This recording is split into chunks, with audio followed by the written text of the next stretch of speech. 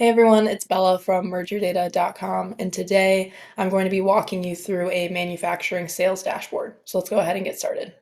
So here is my manufacturing sales analysis dashboard, and I'm just going to do a quick overview of all of the features and visualizations that I have in here.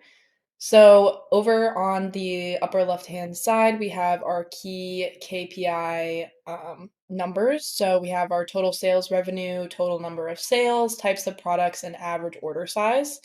And these key KPIs can help us guide our overall analysis with the data. So moving on, we have our sales over time line chart, line graph, whatever you want to call it.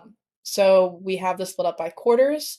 And after 2020 of quarter four, um, these are all estimated and predictions of the sales based on the previous year's data.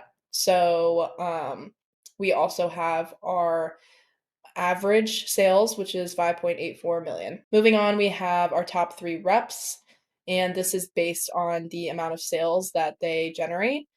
It and also when you hover over them, it shows you the top selling product for each account rep.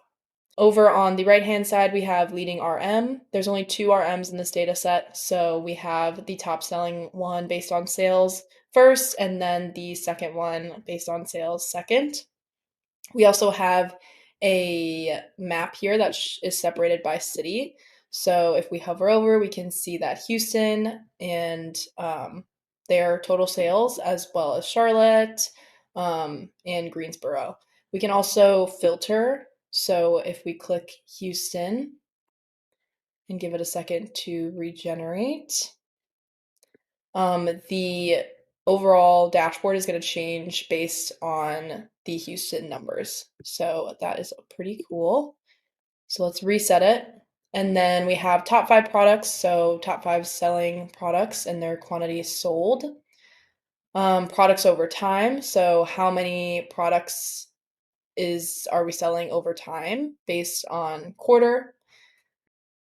And then we have our customer sales timeline. So we have the top three customers and what their sales are over time, as well as predictions. So after quarter four of 2020, then these are all predicted numbers based on the previous years.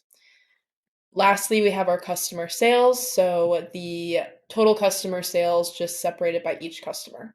Another feature that I wanted to point out on this dashboard is the filter in the top left or the top right-hand corner.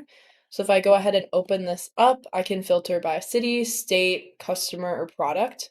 So let's see if I want to filter by this customer. It'll filter the entire dashboard. If I can close this. So now all of these numbers are based around this one customer instead of just overall.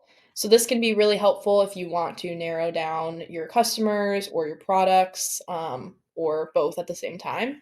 It can be really helpful for your analysis.